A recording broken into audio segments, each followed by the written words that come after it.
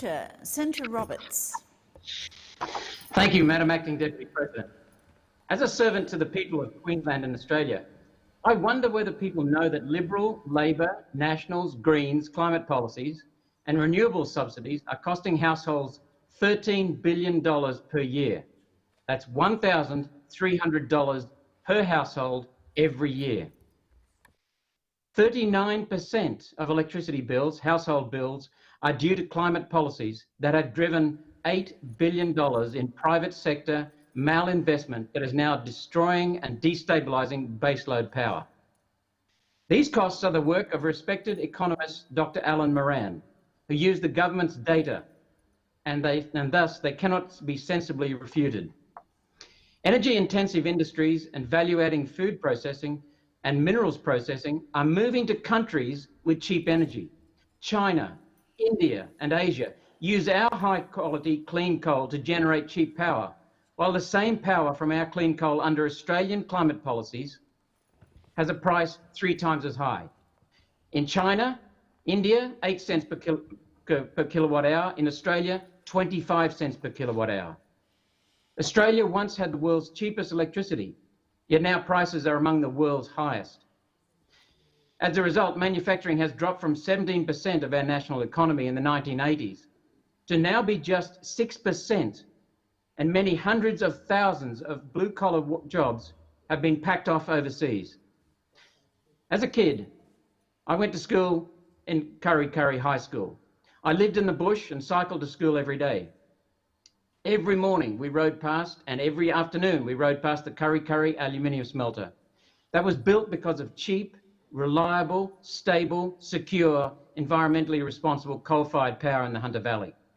It's now shut due to climate policies driving power prices to double what they were just 10 years ago. Kaput, gone, and with it, hundreds of jobs, thousands of jobs in the community. Climate policies are ravaging agriculture after stealing farmers' rights to use their own land in compliance with the Kyoto Protocol. This is destroying food security and increasing food prices for every Australian. High electricity prices are gutting manufacturing, gutting agriculture, gutting small and large businesses. Our nation's productive capacity, economic sovereignty, economic resilience are being decimated and turning our country from being independent to dependence on other nations. Climate alarmists are pushing policies aimed at fundamentally decarbonising the economy from 2050 onwards. Such a radical change with severe consequences on lifestyle and livelihoods and lives should be based on extraordinary evidence. Empirical data from solid measurement and with specified, quantified impacts must first justify such fundamental change. High-cost policies, such as the climate policies and renewable subsidies, need solid scientific evidence as justification for the policies whose impacts must be specified before implementation and measured during implementation.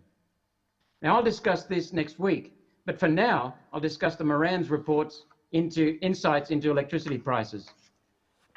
As I said, the cost of climate policies and renewable subsidies cost Australian households via their electricity bills $13 billion every year.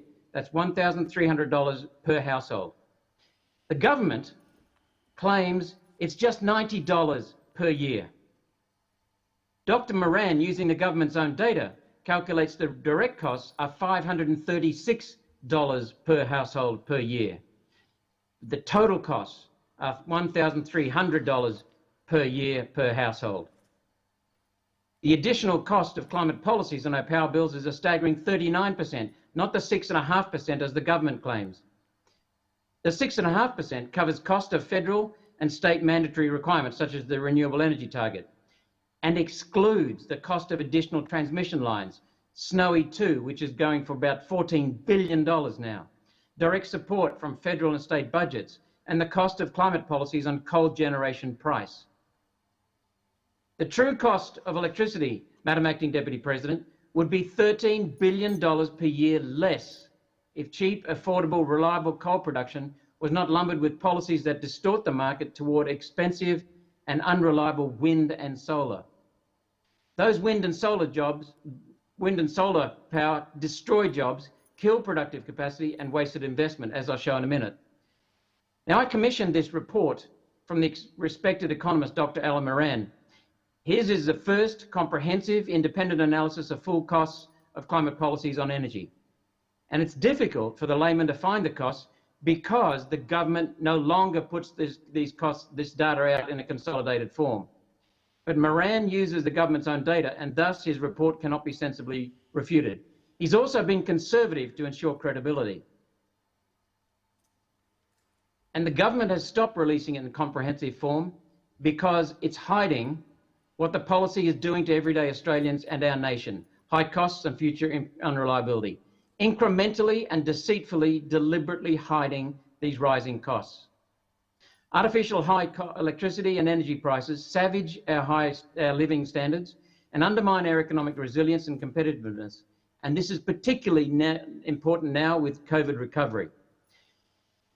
Humans in the civilized world, the Western world, the developed world, have become independent of climate, independent of wind, independent of the sun. We now don't have the famines we used to have. And all of a sudden now we're going back to being dependent on climate, dependent on weather, dependent on wind and solar, at a cost to taxpayers of $8 billion per year in private investment. And that's still going on after 2 decades. They're still continuing to receive subsidies. These parasitic infants will never develop. It's impossible, and I'll explain why in a minute. But the renewables distort the low-cost coal-based power and more than double the wholesale electricity price from $45.50 to $92.50, and we're all paying for it. And after 20 years, renewables remain unviable without subsidies and are a parasitic investment, a malinvestment on our energy systems. For every subsidized green energy job, so-called green energy job, there are 2.2 to 3 jobs that could have been created elsewhere in the economy with the same subsidy or investment. And they're lost in the economy. Intermittent energies like wind and solar are parasitic, and they're killing their host just like parasites do. And their host is the people of Australia and Australia itself. The issue beyond that, though, is integrity, the lack of integrity, and governance that has stopped serving the people and is milking the people for its mates, investing in so-called renewable energy. There's been a study in Australia called the Fisher Study, and it estimated the costs and the impacts of Labor's 50% renewable energy target policy.